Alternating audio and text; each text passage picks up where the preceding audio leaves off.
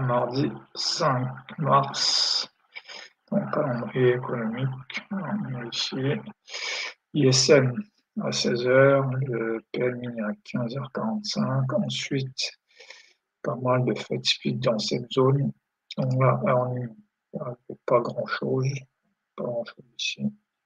Le truc important, c'est le 7.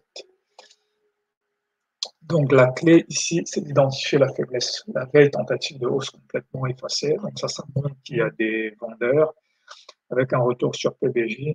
Et là, on ouvre sur un gap down en dessous de mi-vague B. Donc ça, c'est des signes assez forts de faiblesse. Ce sont les indices d'une journée avec une forte proba de baisse. Donc vendre les morous, les retests de fair value gap, considérer les rebonds comme des retracements à la hausse. Voilà, ça, c'est vraiment des signaux. Il y a une hausse qui est complètement retracée. Le lendemain, on ouvre avec un gap down. Le prix n'arrive pas à dépasser mi-VU, mi-vague B. Voilà, ça. Et aussi à l'open, rejet sur mi-VU. Donc ça, c'est des signes assez forts de baisse. Donc ici, il n'y aurait pas de trap parce que c'est pas des moments où j'ai tradé. Ça, j'ai pas tradé ces journées-là. Non, ici à l'ouverture, j'aurais pas vendu ici, peut-être pas ici. J'aurais attendu la news, donc là l'ISM, là on retente de remonter et puis finalement on fait un nouveau plus bas. Bon, ça, signal de vente. Là ici, j'aurais peut-être hésité à vendre, mais j'aurais pas dû. Voilà, ici il y a un fair value gap, donc j'aurais attendu le retest de ce fair value gap, pas ici, pas ici. J'aurais vendu ici, voilà, j'aurais quand même vendu ici. Parce que je me serais dit, on ne va peut-être pas revenir tester le fair value gap, et ça, c'est suffisant pour vendre. Donc voilà, ici, voilà. Et là, ce qui est important, c'est de voir, là, on vient vraiment retester le fair value gap, et là, on part à la baisse. Donc là, ici, j'aurais dû vendre ici, parce que là, ça devient très probable qu'on va avoir un mouvement en leg 1, leg 2. Ici, la leg 1, ici. Et donc, la suite du mouvement, ça devrait être la leg 2. Alors, on devrait avoir un mouvement en leg 2. Donc, vendre ici.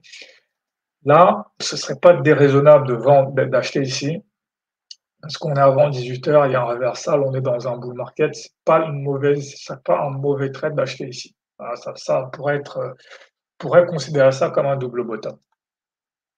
Donc voilà. Et là, quand on arrive ici, par contre, là, il faut se remettre à vendre ici, parce que là, ça veut dire que ça, c'était juste un retracement, c'était juste une recherche de liquidité, et là, on repart à la baisse. Donc à partir d'ici, il aurait fallu que je me mette à revendre. Voilà. Ici sur le M5, bien voir les signaux, tentative de hausse qui échoue, tentative de hausse qui échoue, tentative de hausse qui échoue. Moi, j'aurais dû vendre à partir de là. Ici, j'aurais dû vendre ici pour la même raison que j'ai vendu ici. Voilà. Ça, très probablement qu'on va avoir un RR1 de cette bougie-là.